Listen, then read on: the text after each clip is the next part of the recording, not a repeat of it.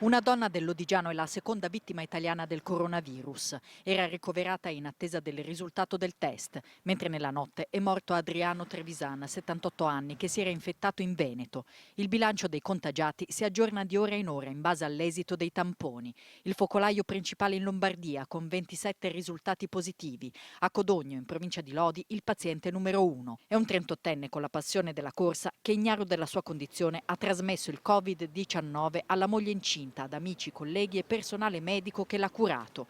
Lavora a Casal Pusterlengo, ha partecipato alla mezza maratona di Santa Margherita Ligure e giocato a calcetto vicino casa. Centinaia i suoi contatti. 10 comuni dell'Odigiano, quindi, sono stati inseriti in una zona rossa. Oltre 50.000 persone affrontano l'autoisolamento. La popolazione è invitata a rimanere in casa, chiusi tutti i luoghi di aggregazione, dai negozi agli oratori, soppresse le fermate dei treni. L'Arma dei Carabinieri ha inviato a Lodi 80 militari di rinforzo. Il malato di Codogno era stato a cena con un manager che lavora nel Piacentino, rientrato dalla Cina. Scuole chiuse, sospese manifestazioni sportive e sfilate di carnevale a Piacenza. Stesse misure adottate a Cremona per la presenza di un altro cittadino affetto da polmonite virale. L'altro focolaio in Veneto, a Vo Euganeo, 4.000 abitanti in provincia di Padova. 2 anziani frequentatori abituali di un bar hanno contratto la malattia. Uno è morto. L'intera comunità si sottopone a controlli all'ospedale di Schiavonia ed è stato confermato un terzo caso a Dolo, in provincia di Venezia.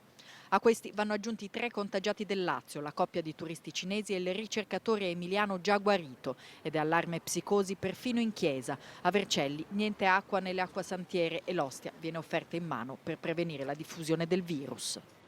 E poco fa si è saputo di una giovane di 26 anni sotto osservazione a Catanzaro, ma andiamo in Veneto dove si aggrava il bilancio. Alessandro Ongarato. Sì, buongiorno.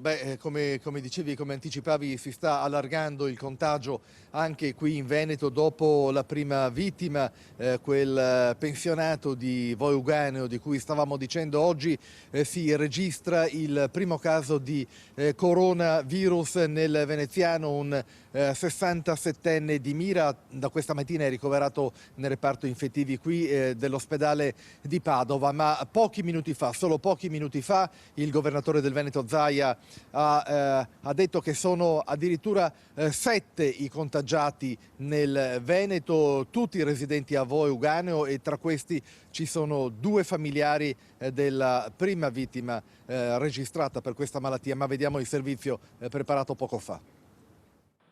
Era ricoverato da 10 giorni in terapia intensiva per quella che sembrava una normale influenza. È un pensionato di 78 anni di Vo Euganeo, Colline Padovane, la prima vittima del coronavirus in Italia. Oltre a lui è ricoverato nel reparto infettivi dell'ospedale di Padova un altro pensionato dello stesso paese, un 68enne che frequentava lo stesso bar.